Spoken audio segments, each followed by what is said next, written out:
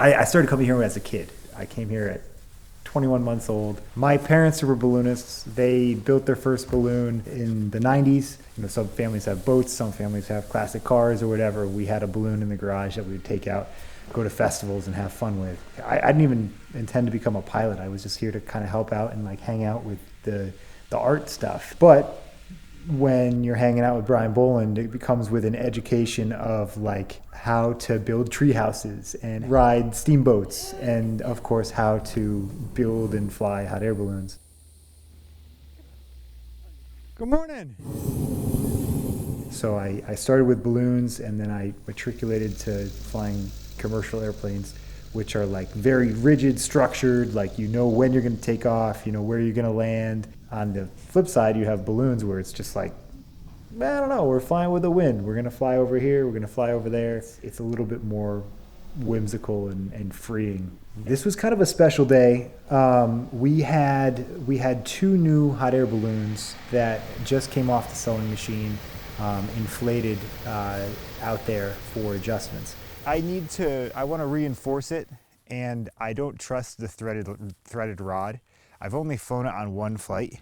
It was a flight over the ocean, but it was still not a very intense flight. We want to make sure that they're just about perfect before we risk putting anybody else inside them.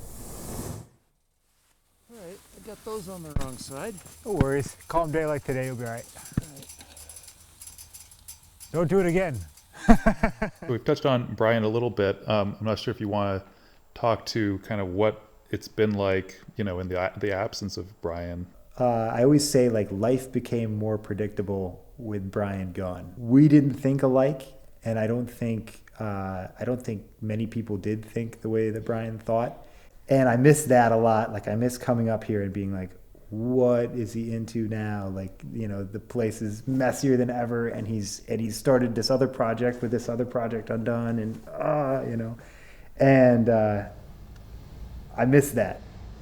You know, everything always needed to be changing and growing and decaying, and you know, right now we're in this mode of like we need to preserve as much as we can. If there's any number of reasons why I can't replace Brian. It's good to have a balloonist here, keeping that alive and keeping the flying area active, keeping the community involved, and allowing the space to be open to experimental balloonists. But I don't know if I can do the large-scale land art that Brian was known for. If like there was an artist out there that wanted to come and use some of the materials we have to build something, I would encourage it and try to see what I could do to promote it, you know. My hope is that Post Mills Airport is completely different in 10 years, but like even more wonderful, more airplanes, more balloons, more, you know, student pilots coming out to learn, more local pilots, and then, you know, I can only imagine the museum's pretty full. I can only imagine stuff just like bursting out of the windows and stuff. But the community needs to be behind an airport like that, because otherwise it'll just kind of fade away.